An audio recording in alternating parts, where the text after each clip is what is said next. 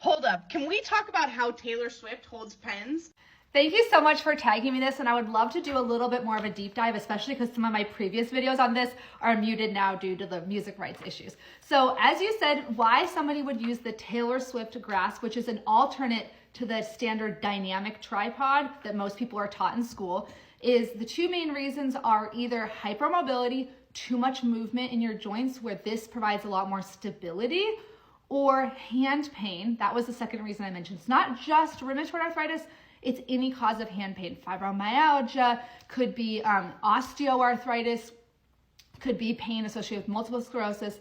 And the third reason I should have mentioned in more detail to Slate, but I want to mention now, is weakness to the hand. Now that could be from something like, or loss of innervation to the hand muscles. It could be something like cerebral palsy, Down syndrome, or multiple sclerosis, where you don't have that precision movement of all these tiny, tiny little hand muscles, and that this provides, again, that extra stability. I also want to acknowledge some of the comments that have stated that I didn't know in the past Taylor Swift has been on record saying that initially she either adopted this partly so that she could still hold her guitar pick and then write some ideas for songs, or that her hand was getting sore from writing autographs. Whether or not hypermobility comes into play, I will just say for the record, she has said she is quote unquote double jointed, which is just a layman's term for her joints have more than the normal range of motion to them. And you can see that when some of her interviews, her elbows extend beyond the normal range. Same with her hips and knees. You see on the alternate cover of the 1989 album where she's what we call W sitting, which is really something that you see with little kids, toddlers, and typically, unless you have hypermobility, you're not even physically able to W sit as an adult. So again, hypermobility itself is a spectrum. It doesn't necessarily mean there's any pathology or something greater going on. There is a hypermobile type of Ehlers-Danlos syndrome. Obviously, I can't say whether or not Taylor Swift has that, but we could observe from the outside that she does have a little bit more range of motion or hypermobility to her joints than the average person. And yes, that could have reasonably contributed to her using this grasp.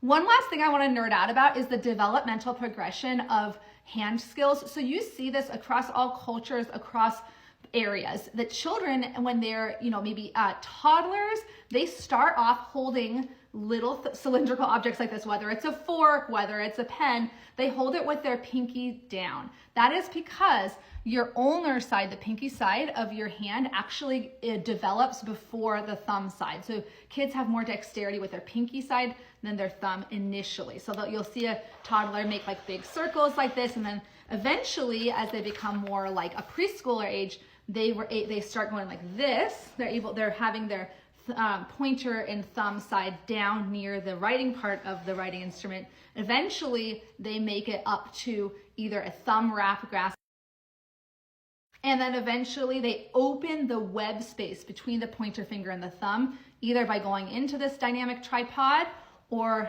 going into the alternate grasp, which we call like the adaptive tripod. It used to be the case, some of you mentioned this in the comments, that my teacher made me write like this. This is the only functional grasp. Some occupational therapists aren't up to speed with the latest research, and they will say, oh no, you have to have a dynamic tripod. That is not true according to literally the textbooks that are the most up-to-date thing for our profession. The alternate tripod that Taylor Swift uses is absolutely considered a functional, appropriate handwriting grasp. So if you have a kiddo in elementary school or something and their teacher's telling them, send them to Cheryl Crow, the arthritis occupational therapist Cheryl Crow, tell them that I can help them understand that this is absolutely an acceptable grasp. So if you have any more questions about this, I would love to answer them and nerd out more with you. Thank you so much.